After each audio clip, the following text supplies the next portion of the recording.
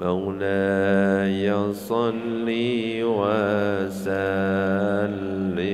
دائما أبدا على حبيبك خير الخلق كلهم مولاي صل وسلم دائما أبدا على حبيبك خير الخلق كلهم هو الحبيب الذي ترجى شفاعته لكل هول من الأهوال لمقتحم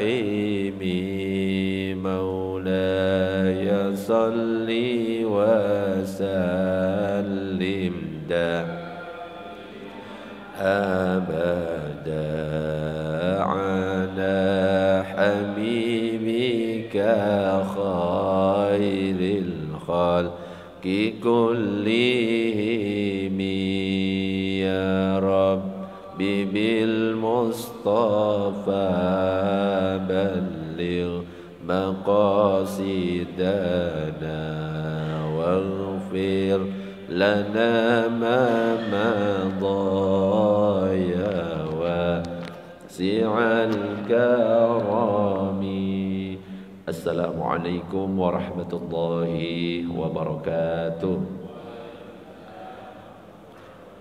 Bismillah walhamdulillah salatu wassalamu ala rasulillah sayyidina Muhammad ibn Abdullah wa ala alihi wa sahbihi wa man walah la hawla wa la quwata illa billah amma ba'du. Nawayna at-ta'alluma wat-ta'lim wat-tadhakkura wat-tadhkir wan-naf'a wal-intifa' wal-ifadata wal-istifada wal-hass ala tamassuki bi kitabillahi wa sunnati rasulih wad-du'a ila al-huda wad-dalalata ala al-khair wa ibtigha'a wajhillah mardatihi wa qurbihi wa thawabihi subhanahu wa ta'ala ila hadratin nabiyil mustafa Muhammadin sallallahu alaihi wasallam. Al-Fatihah. أعوذ بالله من الشيطان الرجيم بسم الله الرحمن الرحيم الحمد لله رب العالمين الرحمن الرحيم مالك يوم الدين إياك نعبد وإياك نستعين اهدنا الصراط المستقيم صراط الذين أنعمت عليهم غير المغضوب عليهم ولا الضالين آمين. Para jamaah, Bapak Ibu yang dirahmati oleh Allah, alhamdulillah pada kesempatan pagi ini kita masih diberikan kesehatan oleh Allah. Masih diberikan kesempatan untuk bisa melaksanakan sholat subuh dengan berjamaah, bisa ngaji bareng. Mudah-mudahan kita semuanya senantiasa diberikan kesehatan oleh Allah. Amin ya rabbal alamin. Sebelumnya, karena ini masih suasana bulan Syawal, maka saya mengucapkan taqabbalallahu minna wa minkum taqabbal ya karim. Wa ja'alana Allah wa iyyakum minal aidin wal faizin. Mohon maaf lahir dan batin, nggih Pak, Bu. Tapi biasanya kadang-kadang banyak yang salah faham ketika mengatakan minal aidin wal faizin. Artinya apa, Pak, Bu? Banyak loh yang belum tahu.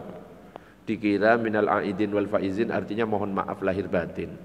Padahal bukan. Betul, Bu, nggih?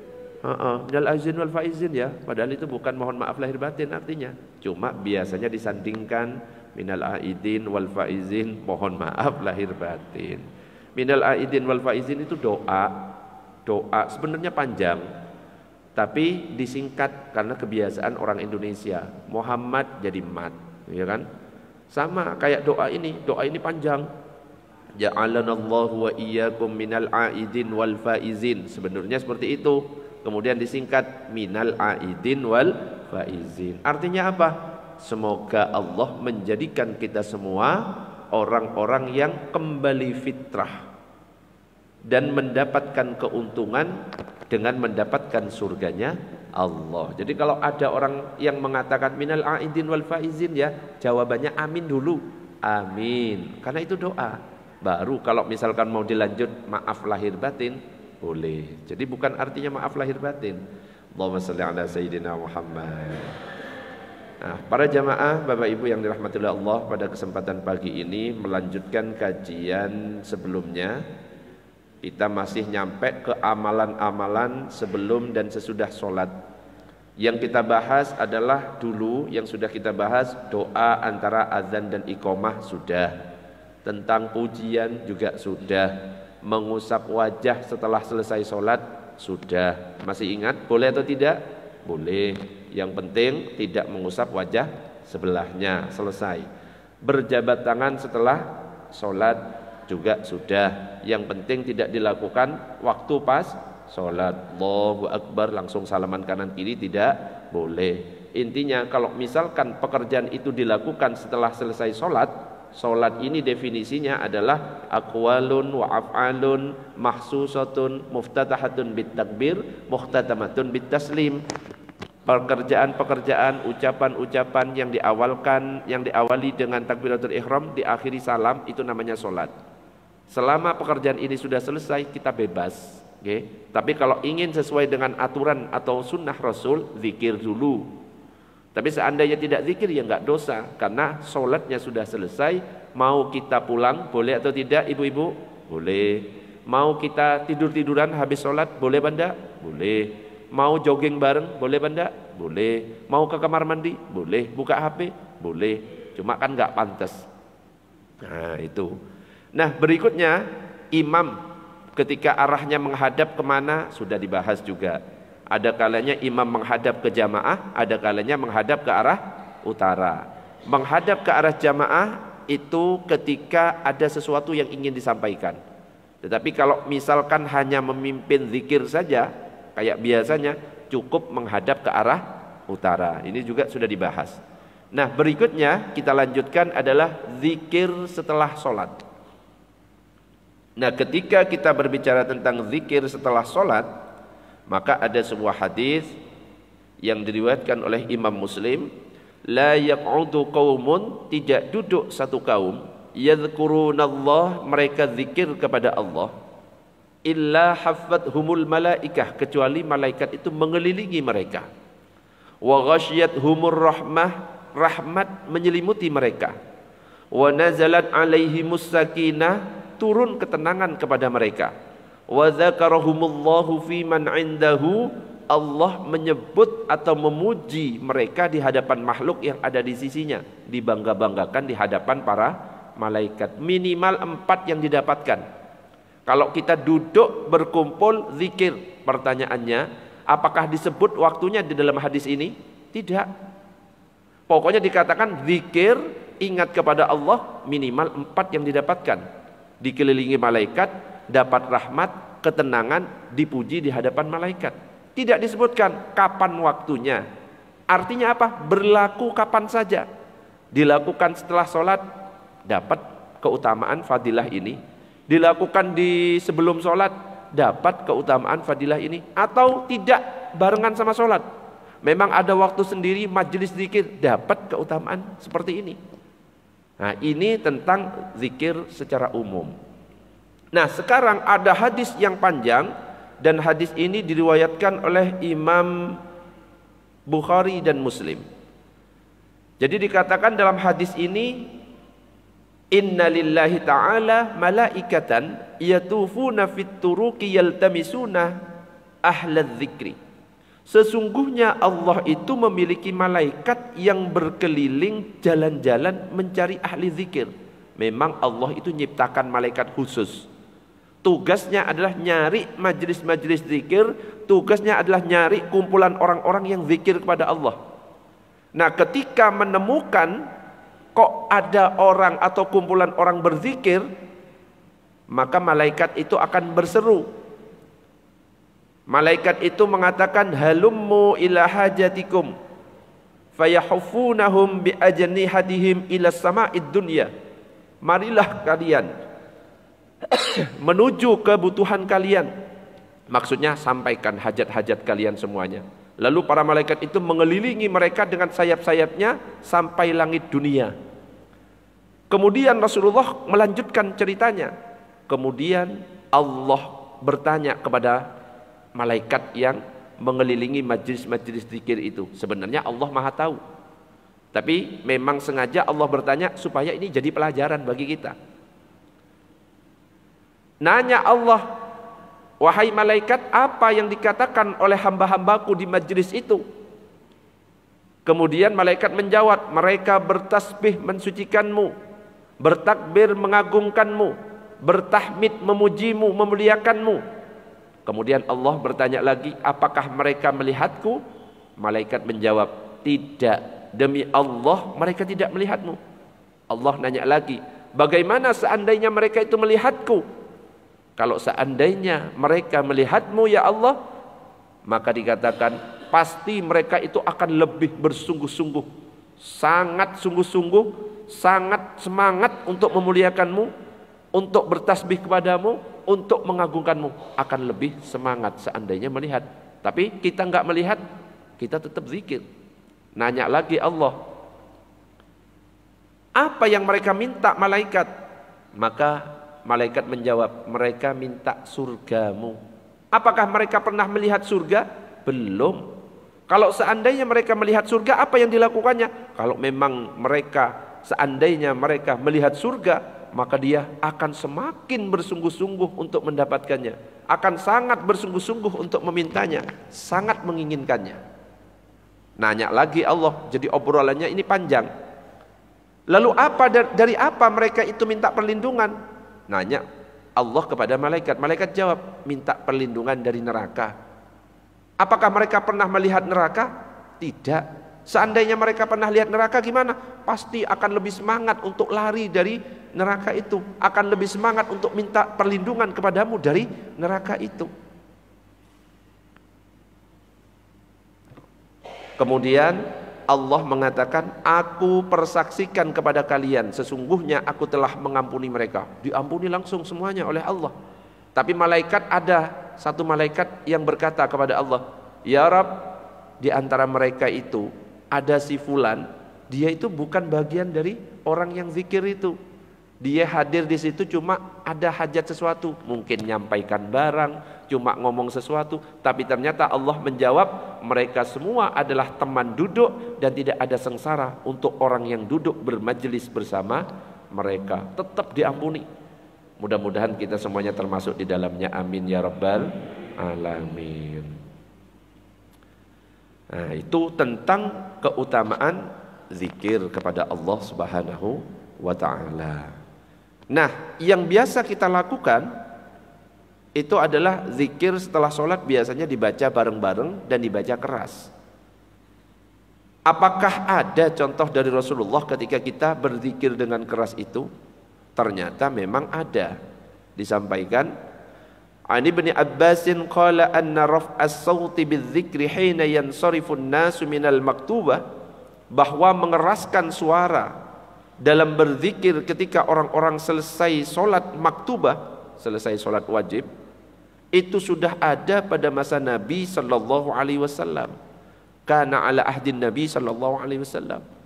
Wa qala Ibnu Abbas, kuntu a'lamu idzan sarafu bidzalika idza sami'tuhu. Rawahul Bukhari wa Muslim. Jadi ternyata mengeraskan zikir itu sudah ada di zaman Nabi sallallahu alaihi wasallam. Dan aku mengetahui mereka selesai sholat dengan itu apabila aku mendengar suara itu. Bahkan membaca zikir dengan suara keras, yaitu sudah terjadi di zaman Nabi sallallahu alaihi wasallam. Jadi kalau misalkan ada yang zikir keras, enggak usah heran. Karena mereka yang berzikir keras juga memiliki dalil yang menjadi rujukan. Bahkan dalam hadis yang lain yang diriwayatkan oleh Imam Bukhari dikatakan, aksiru zikrallahi hatta yaqulal munafikun innakum mura'una, wa fi riwayatin hatta yaqulu majnun. Perbanyaklah zikir kepada Allah sampai orang-orang munafik berkata, kalian adalah orang-orang yang pamer. Namanya orang yang pamer berarti memperdengarkan, memperlihatkan. Artinya apa? Mengeraskan. Wes zikir aja. Dalam riwayat yang lain dikatakan sampai seperti orang gila. Nah, inilah dalil-dalil yang dipakai oleh kita bahwa kita melakukannya dengan suara keras. Tetapi kita nggak boleh heran juga kalau seandainya ada yang mengatakan, loh zikir itu ya pelan. Wong kamu itu loh menyebut nama zat yang maha mendengar, gak tuli, ngapain pakai keras-keras? Dan mereka yang mengatakan seperti itu juga punya dalil. Hadis riwayat Imam Bukhari dikatakan, irba'u ala anfusikum fa innakum la tad'una asamma wala ghaiban walakin tad'una sami'an basiran, rawahul Bukhari. Jadi dikatakan, ringankanlah atas diri kalian, jangan mengeraskan suara secara berlebihan, karena sesungguhnya kalian tidak berdoa kepada zat yang tidak mendengar dan tidak kepada yang gaib, akan tetapi kalian berdoa kepada zat yang mendengar dan maha melihat. Makanya ada dua pendapat di sini ya tentang masalah zikir setelah sholat. Ada yang berpendapat boleh dikeraskan karena memang terjadi di zaman Rasulullah, boleh dipelankan karena memang ada hadis yang mengatakan ya sudahlah, gak usah keras-keras karena engkau ini zikir menyebut nama Allah, berdoa kepada zat yang tidak tuli. Allahumma shalli ala sayyidina Muhammad. Yang pada akhirnya Imam Nawawi mengkompromikan dua hadis ini. Loh kok seakan-akan ada hadis yang bertentangan. Imam Nawawi memadukan antara hadis-hadis yang menganjurkan atau sunnah mengeraskan suara dalam zikir dan hadis-hadis yang menganjurkan memelankan suara dalam zikir. Jadi digabung. Maka akhirnya diambil kesimpulan bahwa memelankan suara dalam zikir itu lebih utama sekiranya dapat menutupi riya. Jadi kalau seandainya kita berzikirnya keras kok malah timbul rasa riya, lebih baik pelan. Tetapi kalau seandainya kita bisa menghindari hal-hal yang seperti itu, bisa kita hindari riya, maka mengeraskan suara dalam berzikir itu lebih utama. Ya. Faedahnya apa? Faedahnya kalau misalkan kita dengan suara keras itu bisa memberikan pengaruh yang mendalam kepada pendengarnya, juga bisa mengingatkan hati orang yang berzikir, juga bisa memusatkan perhatian untuk melakukan perenungan terhadap zikir, mengarahkan pendengarannya kepada zikir. Jadi dua-duanya ini ada manfaatnya. Jadi kalau misalkan khawatir timbul riya dan kita tidak bisa meluruskan niat kita, zikirnya pelan. Kalau seandainya kita bisa meluruskan niat dan tidak khawatir akan riya, ya sudah dikeraskan, tapi tidak perlu keras-keras, cukup standar, diperdengarkan saja, sekaligus ngajari jamaah yang masih belum hafal zikir. Jadi nggak usah heran kalau misalkan ada yang zikir keras, ada yang tidak dikeraskan. Itu semuanya ada rujukannya. Yang harus kita lakukan apa? Menghormati.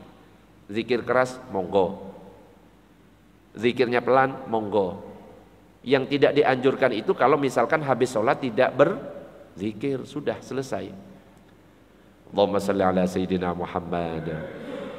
Oke, karena materinya masih serius, sampai di sini ada pertanyaan biar gak ngantuk, monggo, tentang zikir setelah sholat.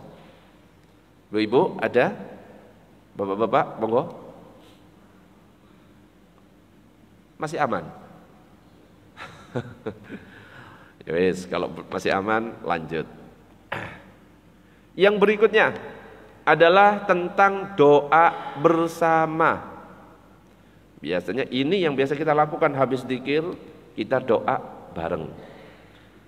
Jadi dikatakan dalam hadis yang diriwayatkan oleh Imam At-Tabrani, la yajtami'u qaumun muslimun yad'u ba'duhum wa yu'amminu ba'duhum illa tajaballahu du'aahum. Tidaklah berkumpul suatu kaum muslimin lalu sebagian mereka doa, sebagian lainnya mengucapkan amin, kecuali Allah pasti mengabulkan doa mereka. Jadi kalau ada yang berdoa kita aminkan, tapi tetap harus konsisten seperti yang sudah kita bahas dulu ketika kita mengucapkan amin, ya. Misalkan ya Allah mudah-mudahan semuanya sehat, jawabannya amin, tetap standar, ya. Jangan sampai tidak konsisten. Konsistennya hanya ketika baca Al-Fatihah dalam sholat, jangan.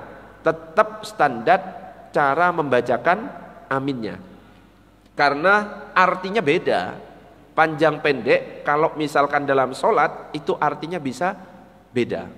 Contoh Allahu Akbar artinya apa? Allah Maha Besar. Kalau A-nya itu dipanjangkan Allahu Akbar, itu sudah beda. Apakah Allah Maha Besar? Loh, beda. Makanya begitu juga ketika kita mengucapkan amin, beda kalau misalkan panjang pendeknya salah. Contoh amin berarti artinya apa? Aman. Kalau minnya yang panjang, amin artinya apa? Jujur. Dan biasanya kita gitu kan ya, sehat semuanya ge, amin. Loh, biasanya gitu, jujur. Makanya kok ya nggak sehat-sehat, ya karena jawabannya itu mungkin keliru ya. Ada yang A-nya dipanjangkan, amin, itu artinya meminta perlindungan. Dan yang betul adalah A-nya panjang, min-nya panjang. Jadi kalau kita didoakan seseorang, ya tetap amin. Sama ketika kita sholat, ghairil maghdubi alaihim waladdallin, amin. Jadi tetap standar. Begitu juga ketika kita mengucapkan salam. Saya sering mengingatkan, jangan sampai alif lamnya dihilangkan, nggih, ibu-ibu. Tetap lengkap. Assalamualaikum warahmatullah. Jangan langsung Assalamualaikum warahmatullah, itu tidak sah ya, karena salam itu termasuk rukun qauli. Rukun qauli ini rukun ucapan, dan rukun ucapan itu kalau kita mempelajari kitab Safinatun Najah, cara mengucapkan salam harus ada alif lamnya. Assalamualaikum warahmatullah bisa tidak sah. Jadi tetap Assalamualaikum warahmatullah. Dan nggak perlu jawab, nggih, sebelahnya nggak usah jawab. Waalaikumsalam, nggak usah, nggih. Cukup Assalamualaikum, Assalamualaikum. Dan kalau dalam mazhab Syafi'i, ucapan salamnya nggak perlu ditambah wa barakatuh. Cukup sampai Assalamualaikum warahmatullah. Assalamualaikum warahmatullah. Kalau ditambah wa barakatuh dalam mazhab Syafi'i hukumnya makruh. Berbeda ketika sholat jenazah. Kalau sholat jenazah full Assalamualaikum warahmatullahi wabarakatuh. Assalamualaikum warahmatullahi wabarakatuh. Itu kalau dalam mazhab kita, mazhab Syafi'i. Allahumma shalli ala sayyidina Muhammad. Sebelum dilanjut sampai di sini, apakah ada pertanyaan? Sudah ada, monggo silahkan.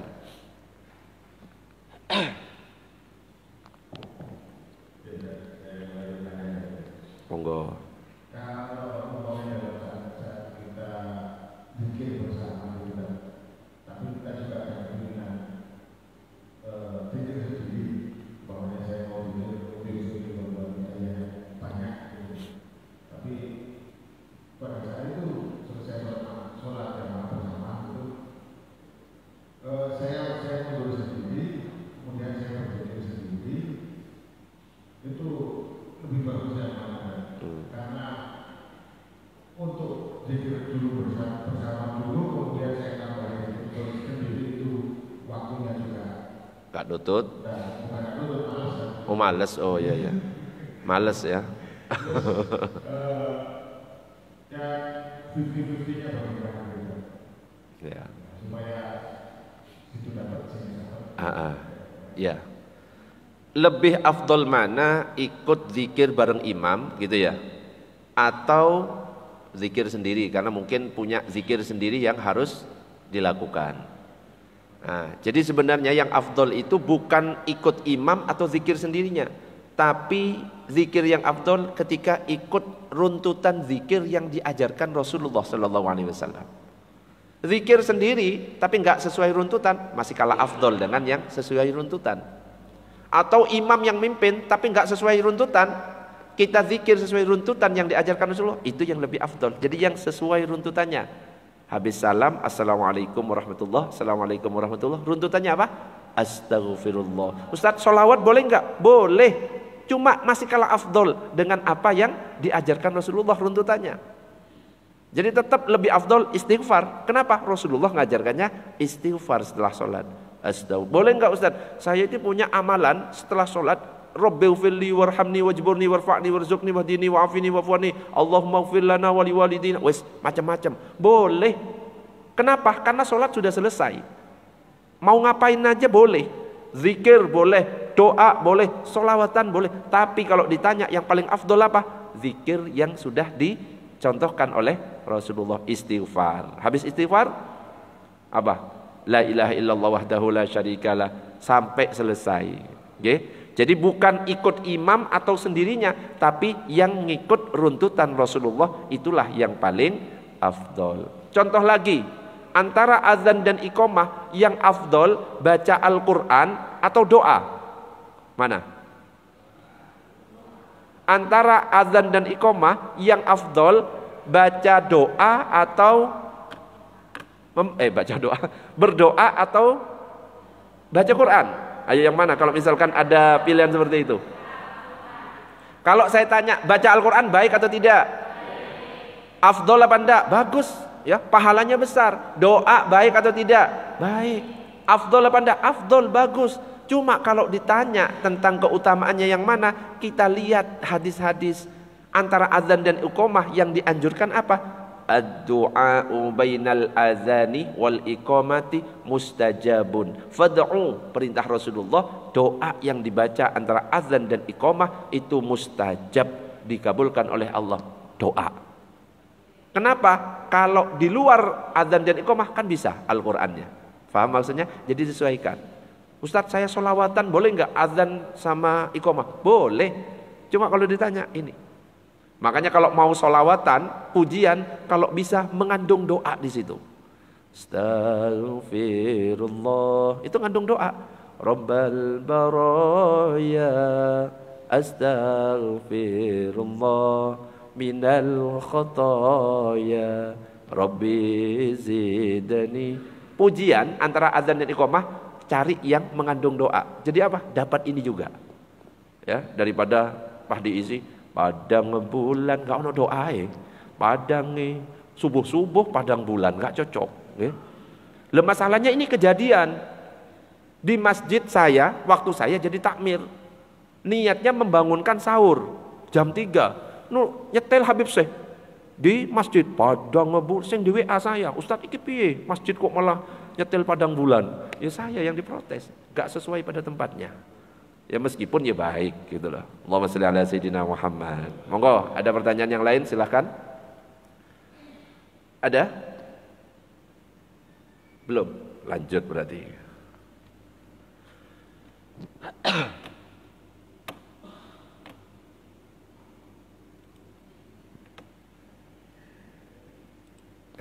Jadi ucapkan amin sesuai dengan panjang pendeknya biar sekaligus sempurna.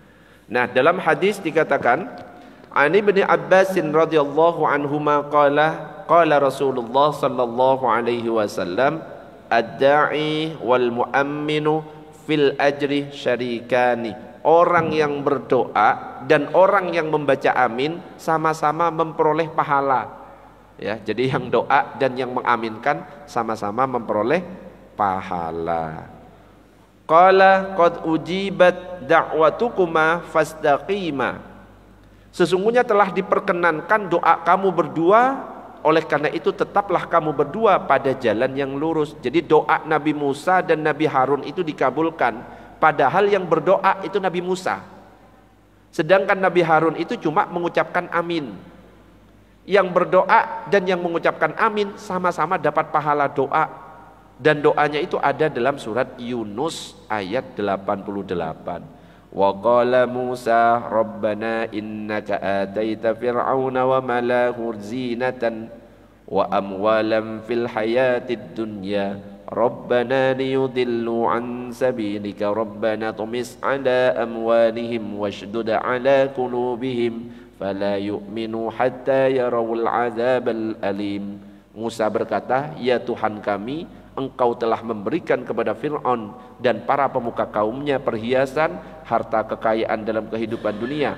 Ya Tuhan kami, akibatnya mereka menyesatkan manusia dari jalan-Mu. Ya Tuhan, binasakanlah harta mereka, kuncilah hati mereka sehingga mereka tidak beriman sampai mereka melihat azab yang pedih. Nabi Harun cuma mengaminkan amin. Sama-sama dikabulkan. Nabi Musa dan Nabi Harun. Jadi kalau ada yang mendoakan, aminkan. Amin. Ada yang mengatakan minal aidin wal faizin. Aminkan dulu. Amin. Mohon maaf lahir batin. Gitu yang benar. Allahumma shalli ala sayyidina Muhammad. Nah, dalam hadis yang diriwayatkan oleh Imam Tirmidzi dikatakan, an Abi Umamah qala qila ya Rasulullah ayyud du'a'i asma' qala jawful lailil akhir wa duburas salawatil maktubah. Wahai Rasulullah, kapankah doa yang paling dikabulkan? Maka Nabi menjawab, di tengah malam akhir. Sepertiga malam terakhir itu doa itu mustajab. Dan juga selesai sholat wajib. Makanya usahakan doa. Setelah selesai sholat wajib, usahakan doa. Jangan lupa doa kepada orang tua, jangan pernah ditinggal. Jangan sampai melupakan doa kepada orang tua. Kalau enggak sempat doa yang lain, orang tua didoakan, Allahumma ufirli wali walidayya warhamhuma kama rabbayani shaghira. Jangan sampai dilupakan. Nah, ini ada hadisnya lagi. Innallaha hayyun karimun yastahyi idza rafa'ar rajulu ilaihi yadayhi ayyaruddahuma sifran khaibatain. Sesungguhnya Allah itu sangat pemalu dan maha pemurah. Dia malu jika seorang laki-laki mengangkat kedua tangannya untuk berdoa kepadanya lalu mengembalikan dalam keadaan kosong dan hampa. Jadi sudah ada janji Allah kalau kita ini doa akan dijawab. Ud'uni astajib lakum. Minta kepadaku maka bukan aku kabulkan, aku jawab. Ud'uni, doa kepadaku, minta kepadaku, astajib lakum, aku jawab nanti kalian itu. Lah kalau aku kabulkan, saya minta mobil, harus ada mobil? Enggak. Tapi Allah janjinya apa? Aku jawab nanti doa kalian itu. Jawabannya terserah Allah. Karena apa? Allah yang tahu apa yang kita inginkan. Kita mau minta mobil, ya Allah berikan saya mobil. Allah ngerti, kamu dikasih mobil gak istiqomah lagi nanti sholat di Masjid At-Taubah. Wes sepeda pancal dulu, tetap istiqomah. Allah saya ngerti. Ya Allah, saya pengen uang yang banyak. Allah ngerti, loh jantungmu loh, saya gak sehat, tak kasih kesehatan jantungmu. Gitu. Jadi kadang-kadang kita itu gak sadar bahwa Allah itu sudah mengabulkan doa kita. Karena cara mengabulkan doanya Allah itu tidak sesuai dengan permintaan kita, tapi sesuai dengan yang Allah inginkan. Karena Allah yang ngerti apa yang kita inginkan. Waktunya Allah yang menentukan, bukan kita yang menentukan. Bahkan ada yang tidak dikabulkan selama di dunia, kaget nanti ketika di akhirat. Loh, ini pahala apa? Ternyata ini pahala doa yang belum dikabulkan. Jadi dirupakan doa. Akhirnya yang doanya orang-orang di dunia dikabulkan, iri. Waduh, kalau ngerti ternyata di akhirat gak dikabulkan, waktu di dunia malah dikasih pahala, lebih baik saya gak dikabulkan aja, dapat pahala yang banyak. Gitu. Allahumma shalli ala sayyidina Muhammad. Sampai di sini ada pertanyaan? Oke, monggo silahkan geser dulu.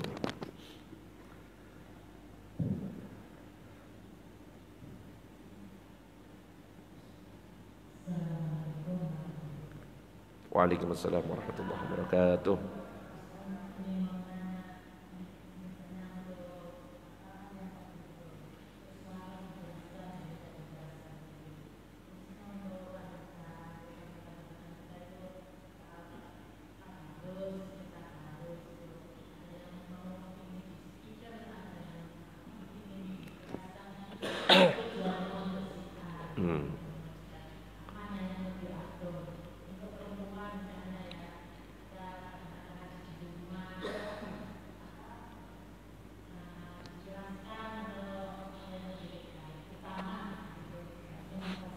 Ya, mana yang lebih afdol, suara perempuan itu dikeraskan atau standar-standar saja? Pertanyaannya adalah suara perempuan aurat atau bukan? Suara perempuan aurat atau bukan? Halo, coba jawab yang kompak. Suara perempuan aurat atau bukan? Berarti dosa semuanya nih, suaranya kedengeran. Kalau misalkan suara perempuan itu aurat, gak mungkin Sayyidah Aisyah meriwayatkan hadis. Padahal banyak an Aisyah anna Nabiya sallallahu alaihi wasallam qala. Banyak kan? Sayyidah Aisyah, istrinya Nabi, meriwayatkan hadis dari Nabi. Kalau misalkan suara itu aurat, gak mungkin meriwayatkan. Pasti menengai kayak orang bisu. Ibu-ibu nanya, ini dosa ini kalau misalkan aurat didengar oleh jamaah laki-laki. Sautul mar'ati laisa bi auratin. Suara perempuan itu bukan aurat, tapi bisa menjadikan dosa jika menimbulkan fitnah. Ya. Ada ibu-ibu, mbak-mbak, kemudian nyanyi-nyanyi, joget-joget di depan laki-laki, suaranya mendesah-mendesah. Akhirnya apa? Menimbulkan fitnah. Cowok-cowok akhirnya menghampiri, sweet-sweet gak jelas. Nah, itu yang dosa. Tapi kalau misalkan standar bertanya seperti ini, ya boleh-boleh saja karena bukan aurat. Auratnya perempuan itu dari mana ke mana? Auratnya itu jami'u badaniha, semua badannya. Kalau dalam kitab Fathul Qorib, semua badan manusia, semua badan perempuan itu aurat.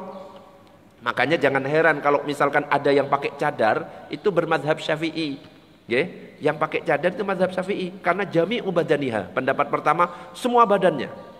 Pendapat yang kedua kecuali wajah dan telapak tangan. Nah, ini pakai pendapat yang kedua.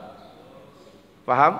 Jadi dalam mazhab Syafi'i ada bermacam-macam pendapat tentang aurat perempuan. Yang pertama jami'u badaniha, semua badannya. Makanya yang pakai pendapat pertama ada yang pakai cadar.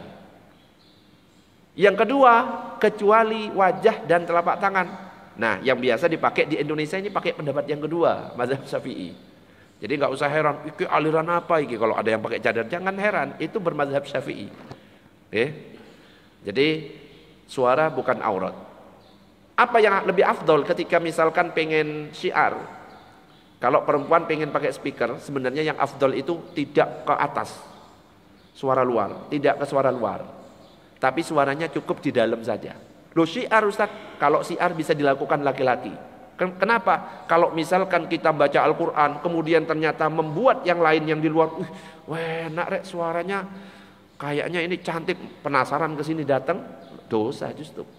Jangan dengan alasan syiar loh ya, tetap aja standar di dalam ruangan nggak apa-apa.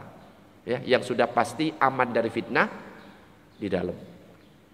Makanya perempuan itu afdolnya kalau sholat di mana? Rumah apa masjid? Nah, ibu-ibu ngapain di sini?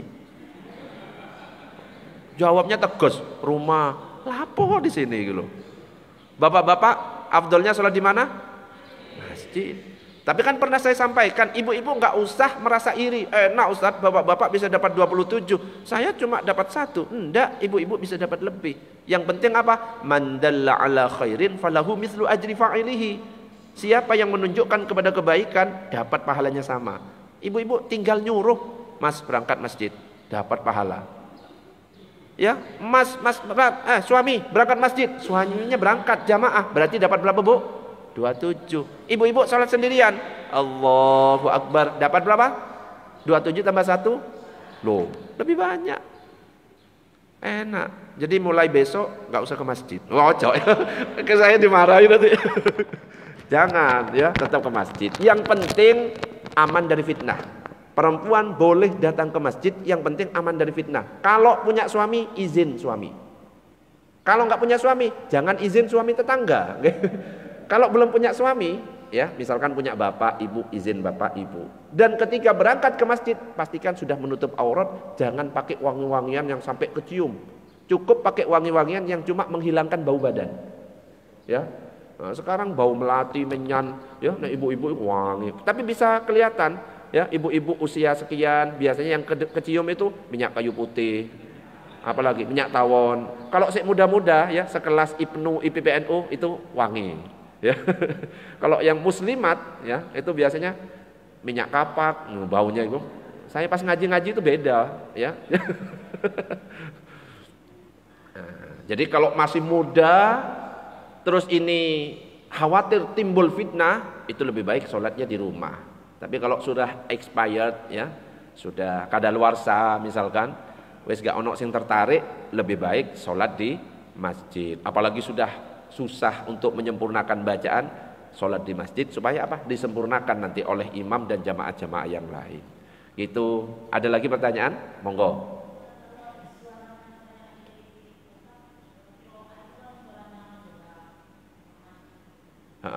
Qiraah. Tetap yang paling afdal itu laki-laki, ya. Lah kalau kita mau jawab fair, ya, misalkan bela-belaan saya bisa membela.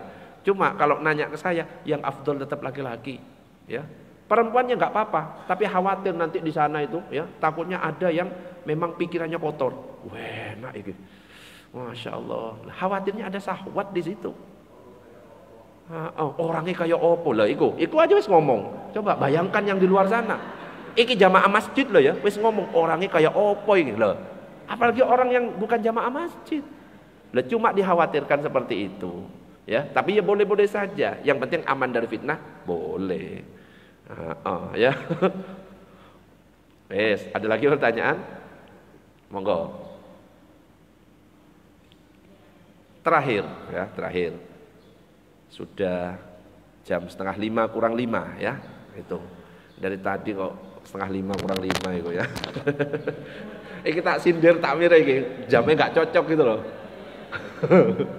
4:30 kurang 5 iki piye iki. Oke. Kita lanjut. Nah, sekarang ada yang kadang-kadang berdoa terus kemudian dibalik tangannya. Pernah enggak? Ada enggak dalilnya? Ada ternyata. Ya. Ini disebutkan dalam Syarah Sahih Muslim. Imam Nawawi menjelaskan ketika mensyarahi kitab Sahih Muslim. Dikatakan qauluhu innan nabiyya sallallahu alaihi wasallam istasqa fa asyara bi dhahri kaffaihi ila samai qala jama'atun min ashabina wa ghairihim as-sunnatu fi kulli du'ain li raf'i bala'in kal qahti wa nahwihi ay yarfa'a yadayhi wa yaj'ala dhahra kaffaihi ila sama. Nabi Shallallahu Alaihi Wasallam memohon hujan, lalu beliau menunjuk dengan kedua punggung telapak tangannya menghadap ke arah langit. Kemudian sekelompok ulama, madhab Syafi'i dan ulama lainnya menyatakan disunnahkan dalam setiap doa yang berisi menghilangkan bala, ya, musibah seperti paceklik semacamnya, untuk mengangkat kedua tangannya, menjadikan punggung bagian luar kedua telapak tangannya menghadap ke arah langit. Makanya kadang-kadang ada kiai berubah, terus berubah lagi. Paham maksudnya? Ini dalilnya. Contohnya apa doanya? Allahumma dafa'annal ghala wal bala, ya. Nek sudah selesai balik lagi. Ya, tapi jangan dibuat mainan ya. Allahumma Jadi itu ada dalilnya. Dan enggak apa-apa kalau misalkan faham artinya, oh ini balik lagi. Kalau enggak paham ya gini aja, enggak apa-apa, aman. Dan yang terakhir, ini yang penting ya, dan ini nasihat untuk kita para imam atau ustadz dan ustadzah yang biasanya mimpin doa. La ya ummu abdun fayakhussa nafsahu bida'watin dunahum fa in fa'ala faqad khanahum. Tidak boleh seorang hamba mengimami doa lalu menghususkan untuk dirinya tanpa menyertakan para makmum atau jamaah yang lain. Maka kalau dia melakukan itu berarti dia telah mengkhianati mereka. Ini yang biasanya jadi imam kalau berdoa pakai yang mencangkup semua jamaah. Kalau nggak bisa ngubah bentuk domir, karena ada dalam bahasa Arab itu aturannya domir, pakai yang bacaan-bacaan doa-doa dalam Al-Quran dan hadis yang ada nana-nananya, itu aman. Rabbana zalamna anfusana wa illam taghfir lana wa tarhamna lanakunanna minal khasirin. Rabbana atina fid dunya hasanah wa fil akhirati hasanah wa qina azabannar. Ini kalau misalkan tidak menyertakan jamaahnya, nanti dikatakan mengkhianati mereka. Cuma doakan diri pribadinya. Allahumma ghfirli wa liwalidayya warhamhuma kama rabbayani shaghira. Itu kan doa untuk diri sendiri. Ya Allah, ampuni aku. Makmumnya ngaminkan, amin. Akhirnya yang diampuni siapa? Imamnya tok. Bujui lah. Berarti harus diubah. Kalau misalkan bisa ngubah, ubah. Allahumma ghfir lana. Kan pernah dibahas. Allahumma ghfir lana wali walidina, bentuk jamak semua. Warhamhum kama rabbauna, bentuk jamak. Sighara, bersama-sama 1 2 3. Allahumma ighfir lana wali walidina warhamhum kama rabbawna shighara. Itu 2 3. Allahumma ighfir lana wa liwalidina warhamhum kama rabbawna shighara. Allahumma ighfir lana, ya Allah ampunilah kami, wa liwalidina, dan orang tua kami, karena banyak jamaahnya. Warhamhum, kasih sayangi mereka semuanya. Kama rabbawna shighara, sebagaimana mereka semuanya menyayangi kami sejak kecil. Gitu. Allahumma shalli ala sayyidina Muhammad. Ada pertanyaan? Monggo kalau ada pertanyaan. Ada? Enggak ada? Alhamdulillah. Enggak ada, biasanya banyak loh. Sudah cukup? Mudah-mudahan kita semuanya bisa mengamalkan. Amin ya rabbal alamin. Insyaallah nanti pembahasan berikutnya adalah tentang fikih solat-solat yang biasa kita kerjakan. Solat tahiyatul masjid, fikih solat tahajud, fikih solat duha. Karena banyak yang nggak paham. Kadang-kadang ada pertanyaan seperti ini, Ustadz, saya masuk ke masjid berulang kali, apakah disunahkan tahiyatul masjid? Masuk, terus keluar, ngambil kunci, masuk lagi. Pertanyaannya, tahiyatul masjid lagi atau enggak? Itu akan dibahas. Oke? Loh, penting. Atau lagi kerja di bangun masjid, masuk, ngambil batu bata. Sholat tahiyatul masjid atau enggak? Nanti akan dibahas. Karena waktunya habis, saya juga mau berangkat kerja. Kita tutup dengan doa kafaratul majlis. Subhanakallahumma wa bihamdika asyhadu an la ilaha illa anta astaghfiruka wa atubu ilaik. Assalamualaikum warahmatullahi wabarakatuh.